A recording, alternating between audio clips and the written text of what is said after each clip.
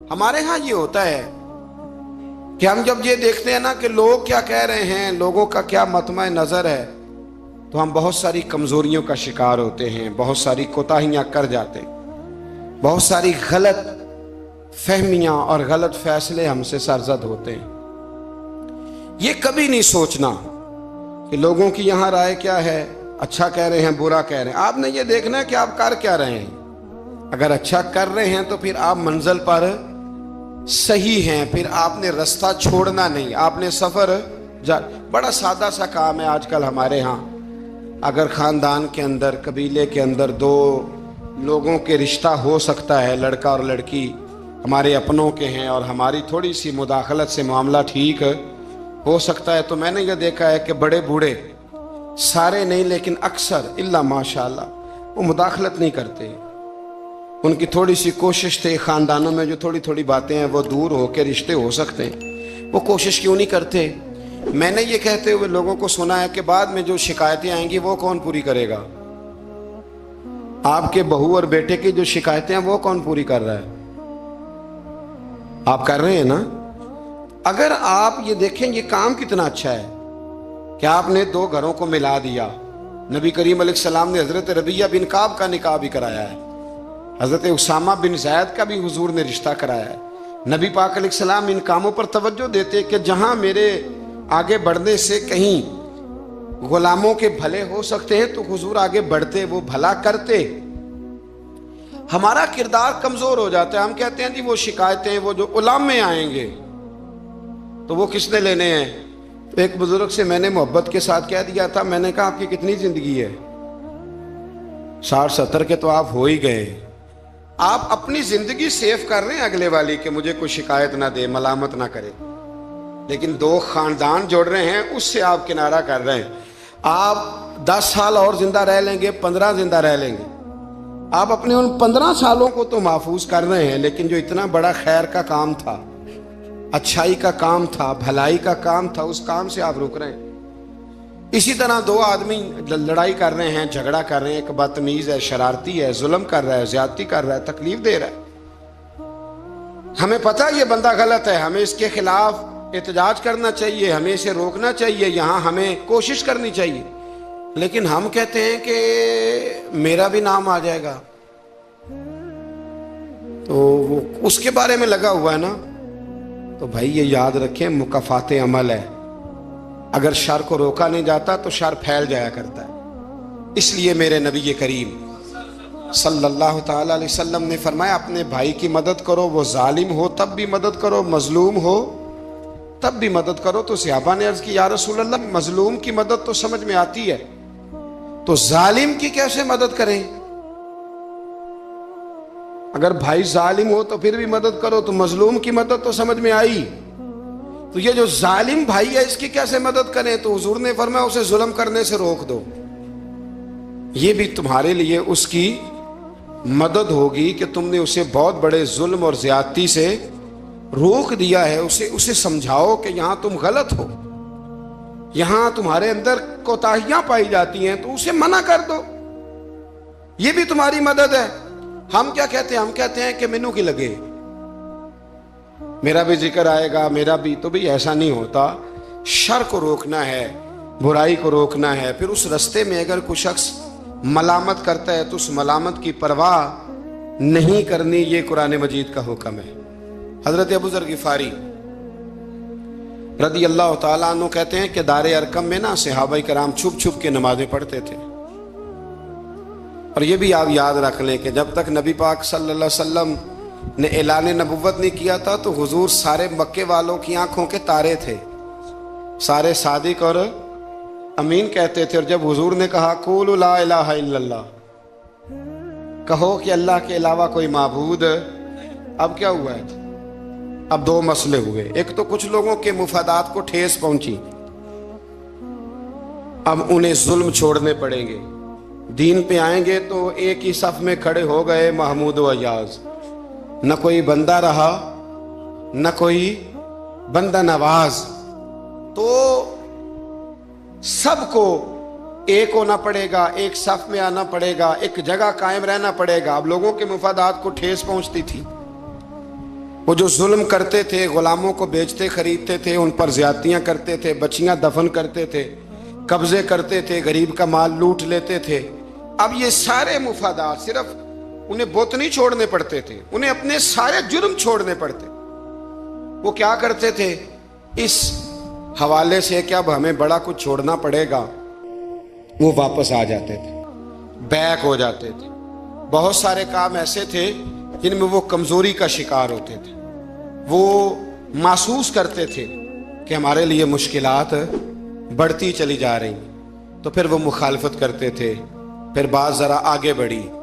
میرے نبی رحمت، نور مجسم، شفیع معظم صلی اللہ تعالی علیہ وسلم کی انہوں نے معاذ اللہ مخالفت شروع کر دی۔ کلمہ یہ نہیں دیکھا کہ ہمیں حق بات کہی جا رہی ہے تو حق بات پہ عمل کریں، بلکہ حضور کی ایک گروپ یہ تھا، دوسرا گروہ وہ تھا۔ حضرت ابو سفیان رضی اللہ تعالیٰ عنہ مسلمان ہوئے تو وہ بیان کرتے ہیں کہ اس زمانے میں نا اخنس بن شریک نے کہا تھا ابو جہل سے کہ یار ساری زندگی امین صادق اور امین کہتے رہے ہیں، آج ان کی کن پٹیوں پہ سفید بال آئے ہیں اور انہوں نے اعلان نبوت کیا تو ہم کیوں نہیں مانتے؟ تو ابو جہل کہنے لگا یار باتیں وہ ٹھیک کرتے ہیں، کام ان کا ٹھیک ہے، لیکن مسئلہ یہ ہے کہ اگر ہم ان کا کلمہ پڑھ گئے تو پھر چودراہٹ تو اس خاندان میں چلی گئی۔ چودراہٹ کی بنیاد پر حق بات کی مخالفت، کہ چودراہٹ ادھر چلی گئی ہے، بڑائی ادھر چلی گئی ہے، تو حق بات کی مخالفت اس بنیاد پر لوگوں نے شروع کر دی۔ اب ملامت کی جو وجوہات ہوتی ہیں وہ یہاں حسد ہوتا ہے، یا عداوت ہوتی ہے، یا اس کی بنیاد یہ ہوتی ہے کہ وہ آپ کے مفادات کو ٹھیس پہنچ رہی ہے، یا محسوس کر رہے ہیں کہ بڑائیاں کسی اور طرف چلی گئی۔ تو میرے رسول کریم سید عالم نور مجسم شفیع معظم صلی اللہ تعالی علیہ وسلم نے دار ارقم کے اندر، پہلے حضور آنکھوں کے تارے تھے، پھر یہ حالت ہوئی کہ چھپ کے دار ارقم کے اندر صحابہ نے مجھے کہا کہ باہر جا کے بتانا نہ، کہتے ہیں نبی پاک نے جب نصیحتیں کی نا تو حضور نے مجھے یہ نصیحت فرمائی کہ ابو ذر کلمہ تو نے پڑھ لیا ہے، اب لوگ تمہیں برا کہیں گے، ملامت کریں گے، پر تم نے کسی ملامت والے کی پرواہ، تم نے کسی کی پرواہ، تم نے پرواہ نہیں کرنی۔ کہتے میں نے وعدہ کر لیا۔ حضرت ابو ذر غفاری رضی اللہ تعالیٰ عنہ ارشاد فرماتے ہیں کہ میں نے حضور سے وعدہ کر لیا کہ اب میں کسی کی پرواہ۔ اب جب میں باہر نکلنے لگا تو صحابہ میں سے بعض نے مجھے مشورہ دیا کہ ابھی بتانا نہ کسی کو، کیونکہ یہاں لوگ ملامت کرتے ہیں، برا کہتے ہیں، مارتے ہیں۔ تو حضرت ابو ذر کہتے ہیں میں نے ان کی طرف پلٹ کے دیکھا، پلٹ کے، اور میں نے کہا بھائی اب جو جس کے دل میں آتا ہے وہ کہے، غلامی کر لی ہے تو اب کر لی ہے، کلمہ پڑھ لیا ہے تو اب پڑھ لیا ہے، اب جس نے جو کہنا ہے وہ کہے، جو کرنا ہے وہ کرے، بات ختم ہو گئی، اب طے جو کر لیا ہے، اب تیرے ہو جو گئے، اب تیرے ساتھ نسبت ہو جو گئی تو اب تیرے ہیں۔ اور کہنے لگے میں نے حضور سے وعدہ کیا ہے کہ اب میں کسی کی پرواہ نہ کریں۔ داتا گنج بخش علی اجویری رحمت اللہ علیہ فرمایا کرتے تھے کہ حق بات پر اور سچے رستے پر چلنے کا تو مزہ ہی تب آتا ہے جب دل ٹوٹتا ہے، جب تکلیف ہوتی ہے۔ تو رب فرماتا ہے مجھے ڈھونڈنا ہو تو ٹوٹے ہوئے دلوں کے پاس ڈھونڈا کرو، میں ٹوٹے ہوئے دلوں کے پاس ملتا ہوں، مجھے ڈھونڈو تو وہاں جا کے ڈھونڈو، میں ٹوٹے ہوئے دلوں میں ملتا ہوں، وہاں مجھے تلاش کرو، میں وہاں ملوں گا۔ جب آپ کی لوگ مذمت کرتے ہیں، جب آپ کو لوگ برا کہتے ہیں اور آپ ہوتے ہیں حق پہ، پھر مزہ کتنا آتا ہے، پھر لطف کتنا آتا ہے۔ آپ بظاہر تکلیف میں ہوتے ہیں لیکن وہ جو آپ کے اندر کی، اور پھر آپ کو وہ چیزیں محسوس کرنے بھی مزہ آتا ہے کہ نبی کتنی تکلیف میں رہے، رسول کتنی۔ ایک بات میں نے سورہ آراف میں دیکھی، اس کو کبھی کبھی دیکھتا ہوں تو میں ورطہ حیرت میں گم ہو جاتا ہوں کہ یہ بھی ہوتا ہے۔ حضرت موسیٰ اللہ کے بڑے لاڈلے نبی ہیں، یار وہ پیغمبر، رب کریم کے وہ رسول کہ جن کا اللہ تعالیٰ نے قرآن مجید کے کم و بیش ہر پارے میں تذکرہ فرمایا ہے، اور اللہ کے وہ لاڈلے نبی جن کے لیے رب کریم نے دریا کو کہا کہ رستہ چھوڑ دے، 12 رستے بن گئے، اللہ کے وہ نبی جن کے لیے اللہ نے من و سلوہ نازل فرمایا، اللہ کے وہ رسول جو پتھر پر اپنا عصا مارے تو اللہ 12 چشمے پانی کے جاری فرما دے، اللہ کے وہ نبی جو اپنا عصا اپنی چھڑی زمین پر پھینک دیں تو وہ اژدہا بن جائے، حضرت سیدنا موسیٰ کلیم، اور سب سے بڑی بات یہ جن سے رب خود باتیں فرمائے، اللہ جن سے کلام فرمائے۔ ابن یعقوب کو اللہ نے صورت بخشی، ید بیضا کی کلیم اللہ کو نعمت بخشی،